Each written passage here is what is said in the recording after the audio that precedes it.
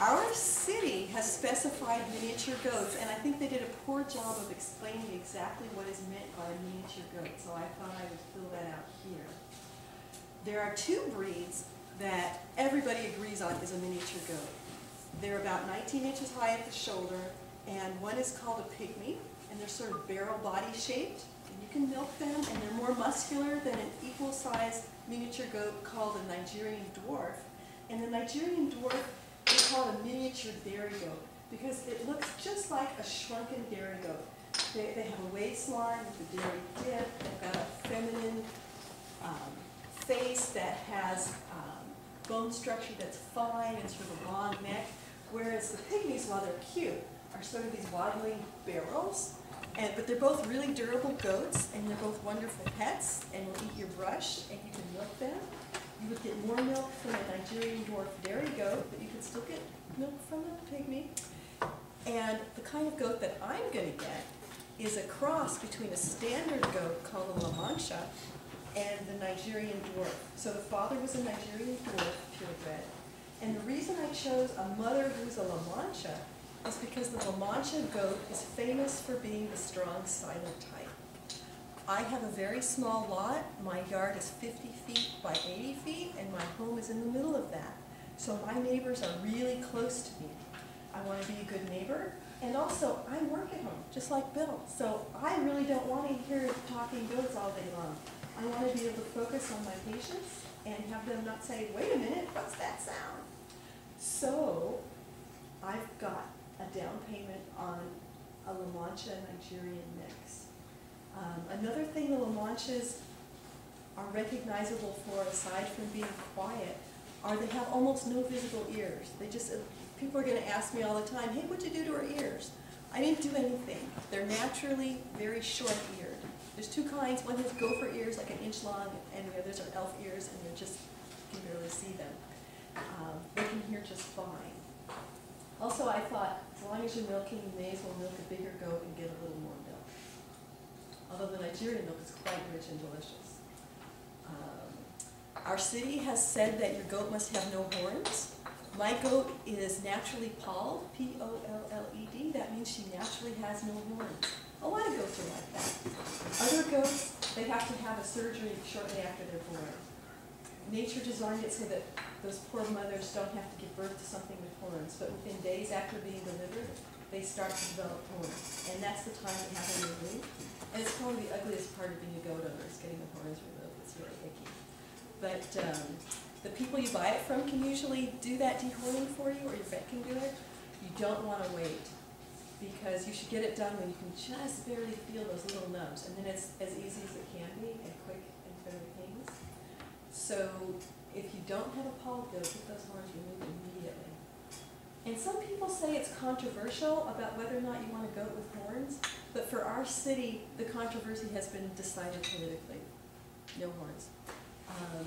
I would have no horns on my goat even if it were legal, even though I like the look of horns. I think it's elegant and pretty.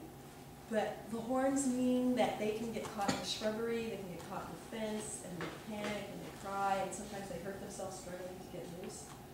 Of course, on the pro side, they have horns that can help them defend themselves should they be chased by a dog. So our city says no horns. Good news, our city says you can have 2 goats. You can have either 0 goats or 2 goats. Not 1 goat, not 3 goats. And our city actually has a little wisdom behind that. We're not allowed to sell our goat products. We're not allowed to sell milk. We're not allowed to sell cheese. We're not allowed to barter it. So they think if you have 3 goats, you might have so much that you want to sell it and get your business. Yes? Did you say you're not allowed to barter it as well? That's the story. I won't tell. Right. Kind of hard to regulate. I'm thinking. I'm surprised to make a law. Sorry. The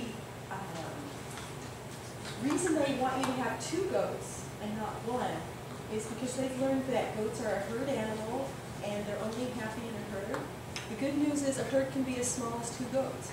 So they'll be sad and miserable and noisy about their misery if they're just 1. And I talked with Dan Joyce, our planner, who wrote most of our regulations, and I said, you know, they could be happy with a dog, they could be happy with a mule, they could be happy with some other 4-legged animal. sorry, chickens aren't conversational enough, they would keep on chickens. And he said, we want to make it really easy for our enforcers, our code enforcers to go out and say 1, 2 goats, okay, that's all right. And not say, well, is that dog here all the time, or is that just here because I'm here? So 2 goats. You can have 2 female goats, you can have 2 male goats, you can have a male goat and a female goat. And a guy at the code monitoring team asked me, he says, why on earth would you want a male goat? Well, they're good companions, and they're inexpensive. So if you just want to make 1 dairy goat, which is about $250, you can get a $50 companion for her, and she'll be happy with him, and he'll be happy with her, and they'll be quietly out in the backyard. And that boy is neutered. We can't have boys that are intact for a couple reasons. One, they just smell bad. Some people can say, oh, it's a smell you like or you don't like. I'm sorry, it's bad. It's especially bad at breeding time, which is the autumn, which lasts several months. And when a boy goat is in rut, which was what they call the autumn breeding time, they're highly motivated to get out and find a female. So it's really difficult to have a fence that's sturdy enough to keep a motivated, intact male at home. So once again, our city has some real good logic. They've done their homework on this regulation, and I'm really pleased with it.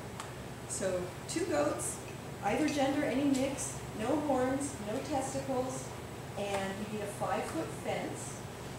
And I've just been researching, I'm going to get what's called a no-climb 2-inch by 4-inch wire fence.